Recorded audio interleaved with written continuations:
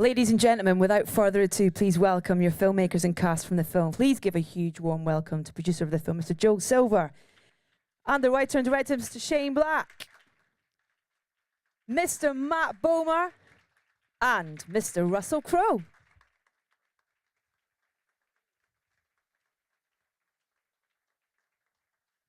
Welcome, gentlemen, to our little bar. I'm going to start things off, if that's okay, and then we'll throw out to our audience. Oh, hold on. Keep your phones up. Let me take a photo of you with your phones up. That's a nice moment. There we go. Right, Love ready? And the random iPad. phones up. It's actually it's a very cool shot, actually. Yeah. There you go. All right. If you need a copy of this, you'll find it on Twitter later on in the day. Shane, can I start with you, please, sir? I'd like to ask you where, and if there's anything in particular that sort of this idea stemmed from you, in terms of your love or your... Yeah, me too. Yeah. For me, there's a sort of a bone-deep kind of DNA of this thing ever since I raided my father's bookshelf back when I was a kid. This sort of tough guy material. And I had a friend, Anthony Begarosi, my writing partner. And together, the two of us just decided that there weren't enough private eye movies, not enough old school tough guy sorts. Back in the day, you'd see Lee Marvin and John Cassavetes in this sort of thing. And so we set out to write this, sharing character. I would do one character, he'd do the other. Well, that doesn't work. You can't write a movie that way. But we did come up with something that over the years, in various iterations, managed to fail upward until we got the right actors. And 13 years later, it sort of just magically came together. And we're actually quite pleased with the result. We're happy as could be. Fantastic. Joel, sir, can I ask you, Sure. please, in terms of you producing a film, was this quite an easy ride, or was it more complicated than it looks on screen? There's no such thing as an easy anything. Shane and I go back a long time, 30 years, and we did. He was a 21-year-old college graduate from UCLA when he wrote Lethal Weapon, and that was '86, and we made that in '87, and then, of course, we went on to do Lethal Weapon 2. He was actually in Predator, a movie that we made in '87, then Last Boy Scout, and he took a kind of a period of introspection, which I wasn't part of, and then we did Kiss Kiss in 2005, but he had written Nice Guys before that, like 2001, and we had tried a few ways to do it. He had decided to direct Kiss Kiss. We made that one first. We tried to do it as a television series, or tried to do it as a mini series, but finally, after he made Iron Man 3, which was essentially one of those get out of jail free cards, whatever he wants he could do, and he didn't go to jail. And he said, I want to make Nice Guys. And we started talking about it, and within, literally, in the magic of some of the process working, Russell said, I like it. I think it would work. And at the same time, Ryan said, well, I want to work with Russell, so I like it. And then we had a movie. And that was easy, but that was it. Russell, I guess you can write chemistry in a script, but in terms of bringing that chemistry to life on screen, there's good chemistry and there's brilliant chemistry, and you two on screen, it's wonderful to watch. Cool. Was it fun to play? Yeah, that you can't manufacture that. You either have it or you don't. But the key to it, it's not really that complex. It's just about listening. If you're listening to each other, you're tuned into each other. It doesn't matter what left step he takes or what improv he decides to do. I can go with him because I'm actually listening to him. I don't anticipate what he's going to do, or make any assumptions. So, and it goes both ways. So that's really all you're seeing is a couple of guys who are very aware the other guy could do anything at any given moment. So you'd best tune in. On your toes. Yeah. Is that his real scream? Can he really scream that? Isn't that unbelievable? Jesus. That freaks me out. It's the best scream in feature film since Gene Wilder, and that's saying something. That's a hell of a scream. I thought things were going to smash when they hit that note. Matt, for John Boy, he's terrifying without kind of even saying anything, just his demeanour. Was that kind of great to bring to life and to create? Oh yeah, it's always fun to get to paint with different colors and to get to play these kind of roles you're not typically thin sliced as, and to get to do it with these people. I'm essentially a fanboy who's lucky enough to be along for the ride. Shane and Joel are a huge part of my cinematic upbringing from my childhood, and to watch two of my favorite actors create this incredible symbiotic comedic performance that where one doesn't work without the other, and it's just so present and every take was different, was really just an incredible education for me. Oh, I could have made it work with that Ryan, mate. Let's have some audience questions. We'll start at the front, please, with this lady here. We'll get a microphone, and then if we can get a microphone to the lady next door for the next question. Thanks. Hello. Hi, Laura from Loose Lips. To Russell, the on-screen bromance that you have with Ryan is really fun to watch. In terms of the comic scenes, did you follow the script strictly, or was there a lot of improv involved between the two of you? Well, the cool thing about working with Shane at this period of his life, when he's had, you know, the ups and downs and the slings and arrows and all that sort of stuff, he's at a point where he really does understand that you got to trust who you hire, you know. Now, we're both very respectful of the script and we'll do it the way it reads, but then we also bring ideas every day and say, well, what about if we move it like this and move it like that? And Shane just trusted that, you know, we would work within the spirit of what he intended. You know, that wouldn't suddenly just be doing some other movie, you know. So there's a lot of stuff, and it's on a daily basis. And like I said, it's actually, some of it's not discussed, some of it's just in the moment, something's apparent, and you go for it, you know. So. Thank you. And lady there with Hello. Firstly, really enjoyed the mole for John Boy, so thank you. Nice touch.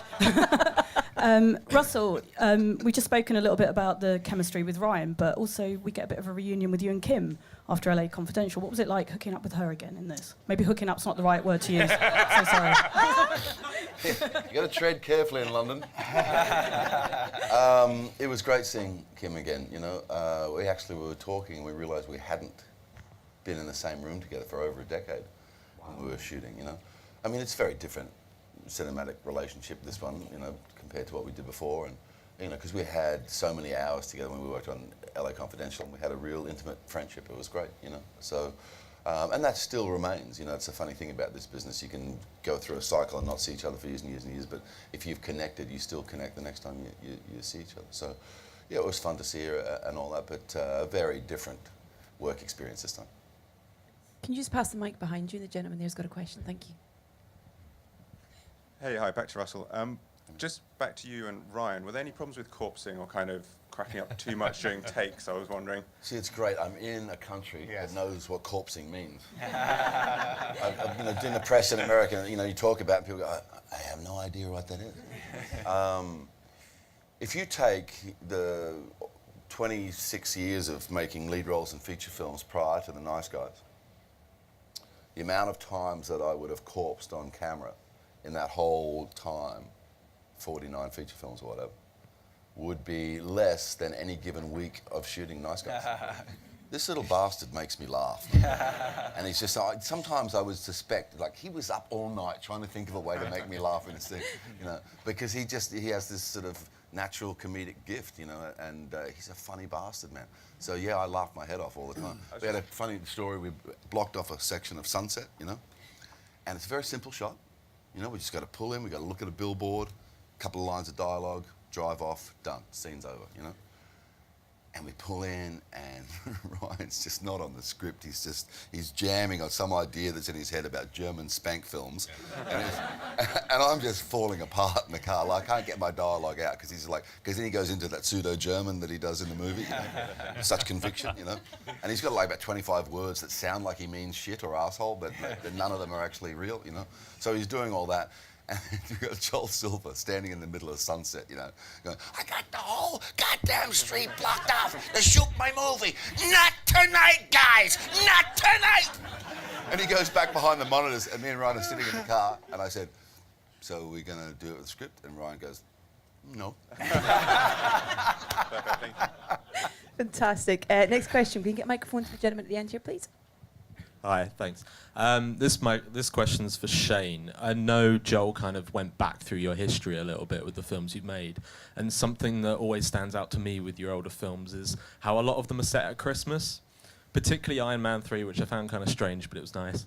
And with this film, you kind of get a really tiny hint of Christmas towards the end, but the rest of it is set kind of, I think, October time. Was there any reason this one wasn't set at Christmas? Or? Who are you, Santa? Disgruntled. Well, the idea is that I had various reasons for setting things at Christmas, but the one thing that I didn't want to do was keep doing it once people noticed. Because it was supposed to be something that flew under the radar, and it was my little delicious secret, and I thought, oh, this is kind of fun. It has a meaning for me. But then questions like this one. Sorry. No. Ruin it for everybody. And suddenly I realized, oh, so now if I do it, it's going to be a question. So I just said, it doesn't really matter. In fact, I've written scripts that didn't get made, that weren't set at Christmas. And if they'd been made, I would have, I don't know, it's just a fabulous time. The first thing I ever saw that was set at Christmas that affected me that way was called 3 Days of the Condor, and it was a Sidney Pollack film. And it just had a wonderful sort of hushed background effect against which the other stuff, the real deadly, chased by assassins stuff, seemed to play. And I've basically been doing that sort of thing ever since. Great, thank you. Over there, we've got a question. Thank you. Hello, it's Jessen from Fan Carpet. I was just wondering, what was it like working with the younger cast? They were just fantastic characters in the film. Is that directed at anyone in particular? For the actors and for the producers and the director. Do you want to pick up, Joel? Yeah, sure. I mean, look, I mean, we're blessed with an incredibly talented, goes without saying. I mean, just brilliant, performances from everybody. I mean, my young friend here, Russell, he was great. But the little girl, Angari, I mean, she's 15 years old now. She was 13 when made the movie. I mean, she, is incredible. And all the little girls around her, all the friends, the guy, the character Chet, fucking Chet, as we refer to him. He's Jack Kilmer. He's Val Kilmer's son. I mean, we really were able to fill the stage with just very talented people, and they were all great. Crowe is fantastic. I mean, it didn't hurt that we had Russell and Ryan who've done this a few times, so there was always this tremendous ability to everybody get the job done and do a great job. There's this sort of joke that we've been making about Angari being the most mature person on set. And it's kind of a joke, but it's kind of real too, She always was prepared. She came ready to, give everything she had. She's, very limited experience, but a fine intellect and a real enthusiasm for the craft. So it was great. The thing is, to get her to that place of comfort, apart from the work that Shane did with her, Ryan put a lot of effort into that. And just a few days ago we were just having a chat, and I said to him, I just knew you were going to be a great dad when I saw you do that, because he took time and he was gentle with her, and he was like, and open, and then she just started to flower because she felt comfortable and she could own the space, so it was really cool. Yeah, before we move, we can't say enough about this little girl. I just want to stress that. I mean, and she is so guileless and so open and so I confess I've read a few reviews, and they mention her, and they go on, and I went to her and said, are you aware of the press you're getting? Are you aware that they're saying steals the movie, or only thing, that is without question, And she goes, oh, I haven't really read, really? I mean, she just doesn't even know that she's good. She's just this wonderful, innocent, guileless little girl, and you can't, I mean, God bless us for having found her at the time when we did. I was going to ask you about, in terms of the casting of her, was it an easy process to find her and to... Joel knows more about that. Joel, how was that process? We just were, Ryan has a history with the Mickey Mouse Club. He was a child performer himself, and he took the time to, we had these people coming in, and he took time to get to know who they were and what they were, and he worked with them all with us. And we thought we had a few girls that were coming from the States, and we thought we were going to be fine with that. And then this, tape came in from Melbourne, this, little Australian actress that nobody really knew, and we thought that she could be magical, and let's bring her in and see her. I mean, we didn't know that it would go where it was, and we, we had a whole day of auditions, and she was the last one in, and it just was done. That's an example that Joel touched on then of Ryan's work ethic.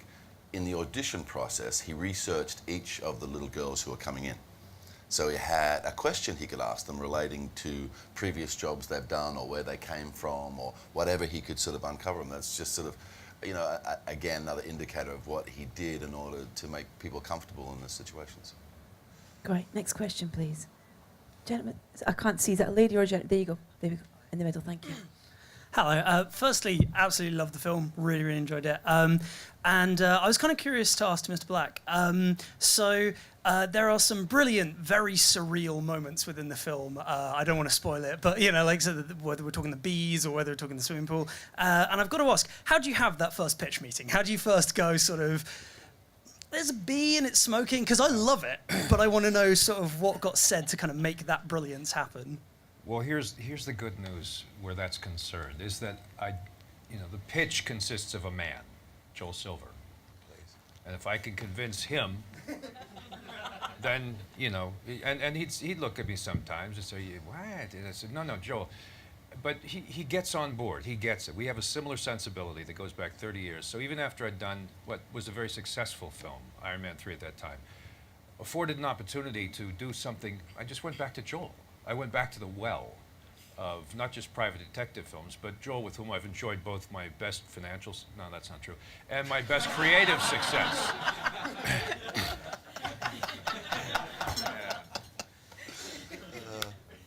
Don't throw a glass, please.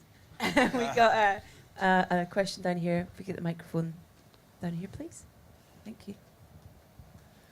Congratulations yet again on a wonderful film. I guess my question's to Shane and Russell. I believe, Shane, before you've alluded to the fact that if this film is as fantastically successful as we all know it should and will be, you have some quite specific ideas in mind of where you might like to take the characters forward.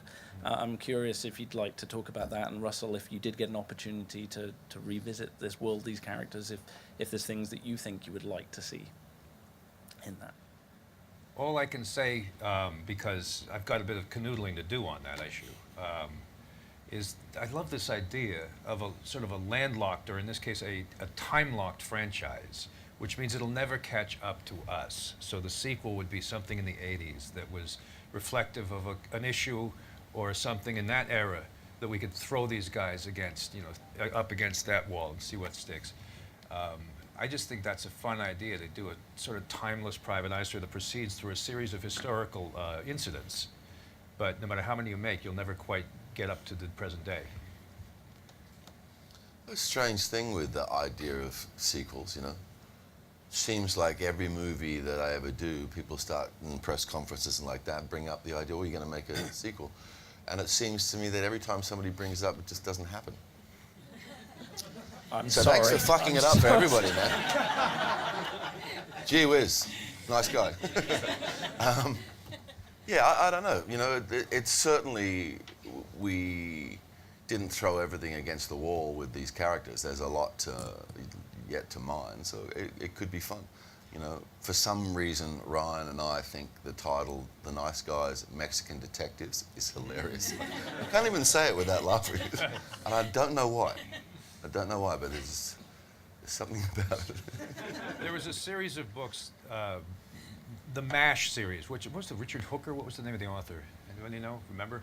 But they did the movie MASH, but he also did MASH Goes to Hawaii. It was the same lettering with the little asterisks in between. MASH does this, MASH does that, and it had that sort of flavor to it. I loved, which, they made like they actually only made 3 Shaft movies, but they're like 4 Shaft books. You know, there's a lot in the '70s, a tradition of sequels in this genre. Because I'm not a big sequel fan normally, but there's always another case for these guys to solve. So. Great. Question here in the second row, lady. Thank you. Hi, my question is for Matt. We've been talking about the young actors. How was it throwing a 13-year-old girl through a window? Well, I was going to comment on that when you asked about Anne Gowrie, because she is such a consummate professional that, you know, it was the first thing I filmed, and I had to, like you said, throw a young girl through a plate glass window. And I immediately felt the need to ingratiate myself to these 2 young girls and let them know I was a parent and that I was on the level and that we were just playing pretend. And they just both stared at me very blankly, like, yeah, so? Like, we don't know this, throw me through the window, what you got? Oh, that's it? I want another take. I know you got more than that. So they took me to school. Did you get to practice it? Not really, no. I mean, you do kind of a dry run, you know, with the stunt department. I mean, it was all very professionally handled and prepared. Well, let's be fair. The one through the window was actually a very small stunt person. I didn't want to say anything. I didn't want to say anything. Spoiler. Okay, more questions? Anyone else got a question in the back of the room? No, we're not. Well, I do anyway. I wanted to ask about the particular location of your character's abode. Why he lives above this kind of crazy club. It's just something that's kind of stuck with me. And we I talked about it for a while. I just thought it was such a brilliant idea. Right. We actually shot a little piece, it's not in the movie, of him just sitting by himself in his apartment, right? Just deep in thought, and you can hear the laughter from the live show that's going on downstairs. And then just over time, you see the laughter seep into him, and he actually then smiles. I don't know what it meant, but it was really cool to shoot. Can we put that back? Okay, let's get it back. I'll put it back. Okay. Why tonight? Yeah, there's something really sort of beautiful in that. You know, he doesn't really have much of a life. He's got no friends. He's got no relationship. He lives this very Spartan sort of lifestyle. You can actually read some of his history in the way that apartment looks. You know, people might have 10 of something. He's only got one. You know? Yeah. And he can walk from his bed to the front door in a straight line and grab everything he needs for the day and out the door, you know? But there's just something quite sad and beautiful about the fact that he lives above the laughter or something. He has a laugh track. His life has a laugh track. Yeah, it's wonderful. And Tim Allen's doing a lot of shows at the Comedy Store at that time. But like you said, there's a lot more for these characters to say. And in terms of when you think about and what we learn about them through this film, we learn more about Ryan's character than we do about you know, about his wife and about him being a father and stuff. And was that something that you talked about kind of in detail in terms of, you know, up to the point to this film where he was and how he got to where he is? Look, I think it's very clear that he's dislocated. He's an East Coast guy and he's living on the West Coast, right? If you really look at his costume, there's a uniform aspect to it, and you can probably sift through and say that he spent some time in the Navy, which has got a lot to do with the sparseness and his efficiency and all that, you know? But the detail of his life, it's just not really required in this movie, you know? It's all just, it's sort of sitting there behind his eyes, you know? But you never know. One last chance for questions, otherwise I'm going to... Oh, don't be so slow. That was the slowest, like, arm raise in history. Get it this up there. one's for Russell. You mentioned earlier that you and Ryan did a lot of, well, you did one scene kind of improv, well, unintentionally. How much of the film was... When did I say we did one scene unintentionally improv? Well, when Ryan went off on every one. day is what I was trying to get across. Oh, okay. Every day, every fucking scene, every moment. Can I make it clearer? Did this make shooting twice as long as it was supposed to be then? Nope. Nope. Got it in the can. Yeah, that's all it's about, you know. You stand there for 3 months, something happens, and people like the result, or they don't. And if you stood there and the result, they say, would you like to stand here during another one? And so I just try to preside over what I perceive to be the best environment for these guys to do what they do better than anyone else in the world. And I'd be a fool. I mean, my biggest problem was trying not to crack up and ruin a take, you know. Ryan has a way of putting it. He said, I thought my character was called Schmuck, because that's what I heard most on the set. Because every time we'd finish a take, I'd look over to the monitors and Joel would be watching and going, what a schmuck. Anyway, what was the basis of the question, man? What was the next part? Oh, I didn't really have that. Oh, that was it. Great. Terrified the poor gentleman. Brilliant. Any more? There we go. One last one from this gentleman over here. Sorry, me again. Just wondering if there was then anything completely crazy or brilliant that didn't make it in the film, like a take that was too much or something completely nuts that you thought that was brilliant, but we can't show that. Not that I can. I was mean, pretty I could crazy. sift through. There's going to be a gag reel, I imagine, at some point. We'll find a. I mean, the reality of this movie is it does have a beginning and a middle and an end, which is kind of rare to these days. I mean, you hear about movies, we're reshooting the ending, we're shooting a new ending. I mean, you know, the movie Shane sets things up and he pays them off. I mean, he starts things and he finishes them. And the script really is pretty much what you see. I mean, there were things along the way that we had to try to make shorter, but this is the intention of the movie, and we're very happy the way. Lest you think that I just sort of opened a cage and then went and smoked a cigarette and came back and said, "Oh, you got some film here for me." You know, there was a script to this thing. Yeah, yeah. And when I'm talking in terms of improv, man, we're not just manufacturing stuff out of thin air. You know, the structure is there. You know, we know what the spirit of any given moment is, you know, but how you get to that point emotionally, or how you deliver that information expositionally, you know, Shane was very trusting with us, and you know, if either of us came with an idea, the discussion was always open. So it was, you know, it was a very cool environment to work in. Ladies and gentlemen, thank you very much for your time. Please, can you give a round of applause for our wonderful panel this morning? Thank you very much, Joe, Russell, Matt, and Shane.